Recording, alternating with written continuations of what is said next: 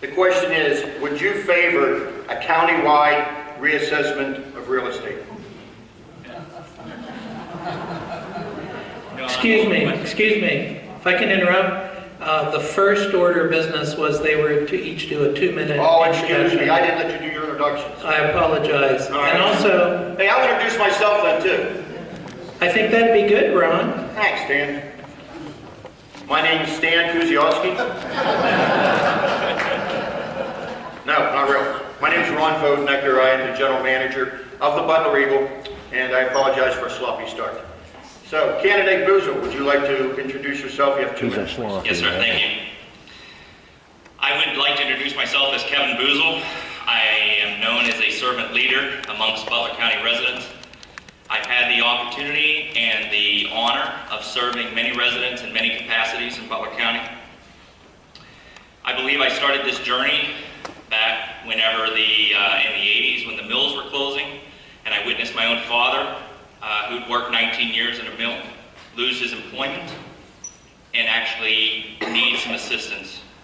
And upon asking for that assistance, was turned away and made to feel very poorly about that situation. After living through that, I realized that we can do a better job. I believe that we need to support our residents and bring the resources available and make sure that opportunity is available so that everyone has the opportunity to succeed and hopefully have that dream of home ownership and quality education answered. I come to you for many backgrounds, one of them being a firefighter.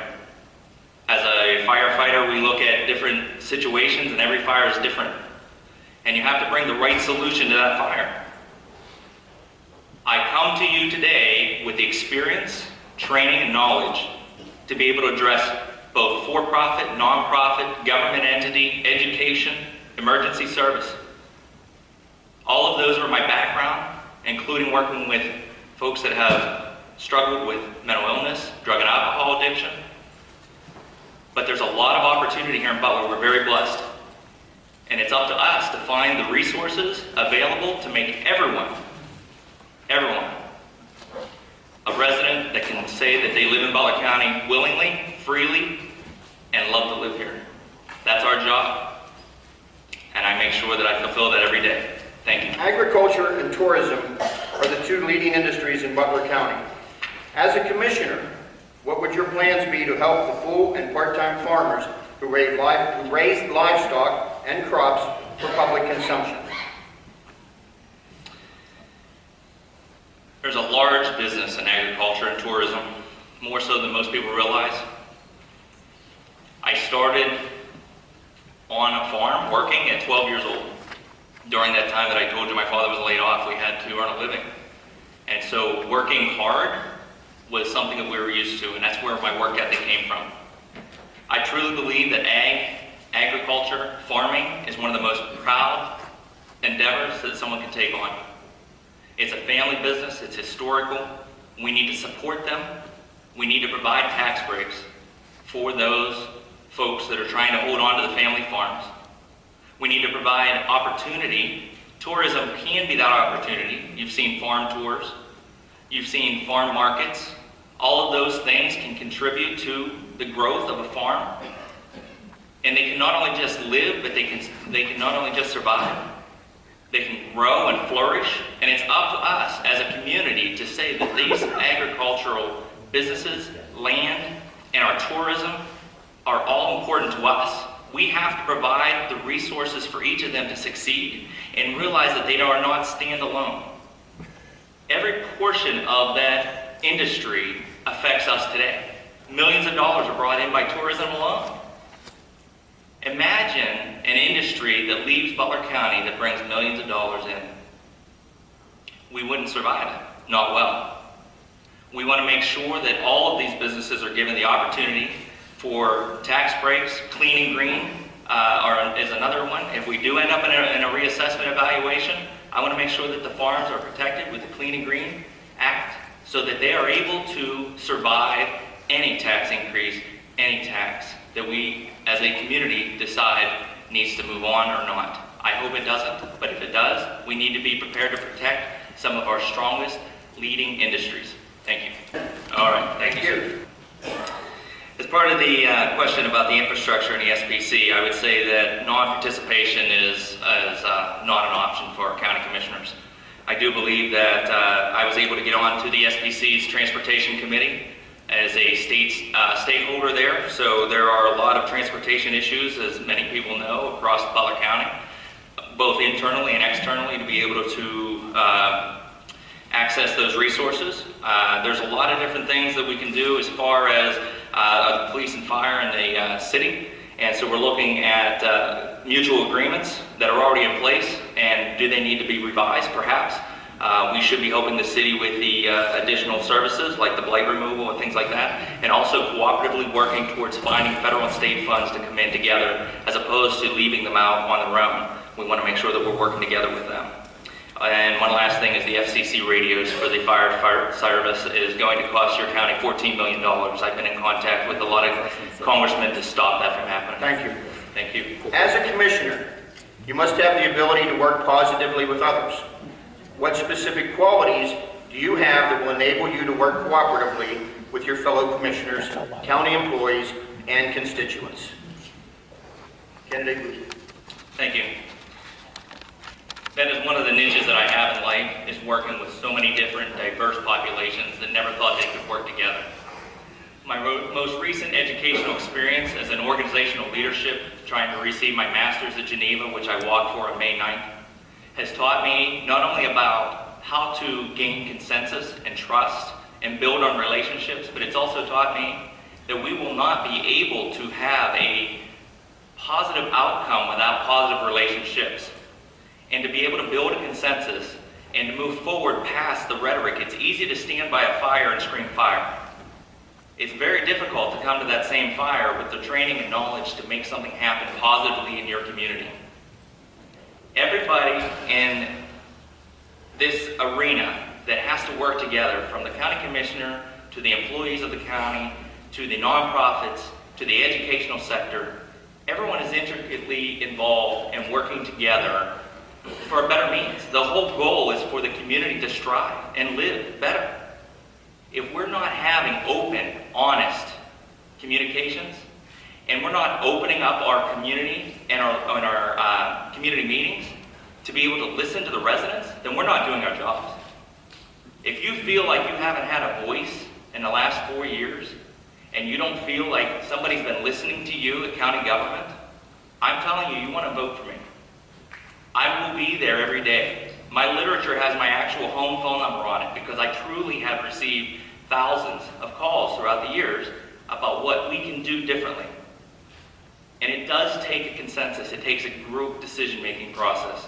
And if we're not after that, and we're only dictating, or we're doing it behind closed doors, then we're doing an injustice to everyone in this room and everyone that's watching this show. Thank you.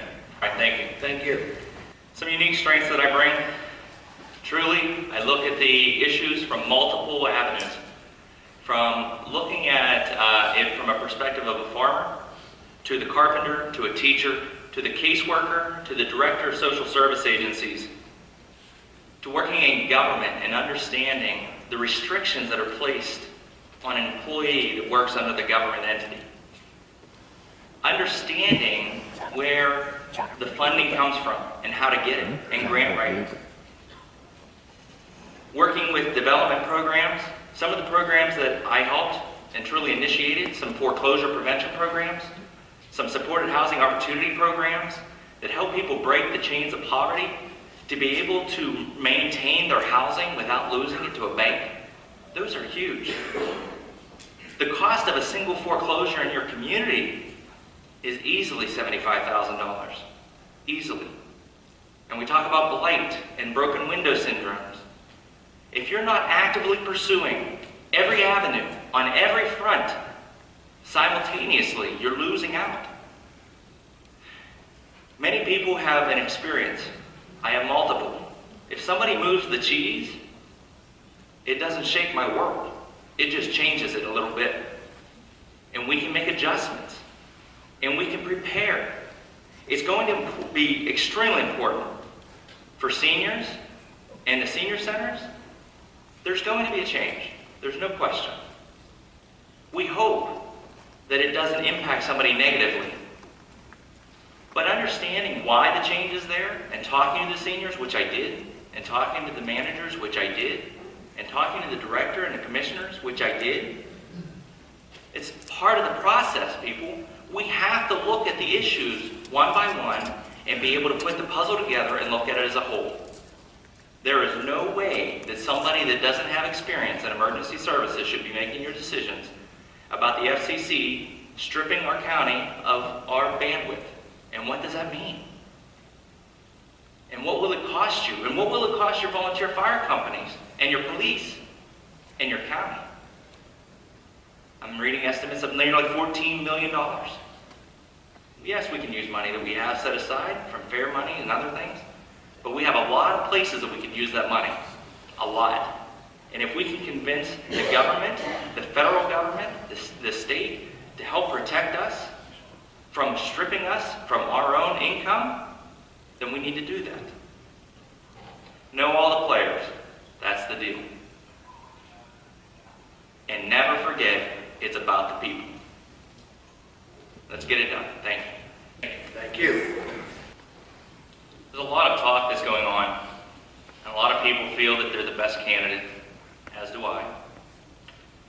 There's a lot of people that have struggled to maintain consistency with their voting records and what they believe in. I'm a person that will do it. I come to you as a new leader with fresh eyes. I come to you as a role model, which I'm very pleased to tell you that my oldest son is now known as Airman Boozel. He just joined the Air Force. My youngest son is Firefighter Boozel. He just joined the fire service. We're very service-oriented, and we believe in giving back to the community, but I couldn't be more proud to be their dad. And I couldn't be more proud to be a husband. And I moved back to Butler County because of what it had to offer, because my family is here, because there was job opportunity. What I'm seeing slip is livable wages. And no one's really talked about that today. Yes, we have jobs. Yes, we have a low unemployment rate.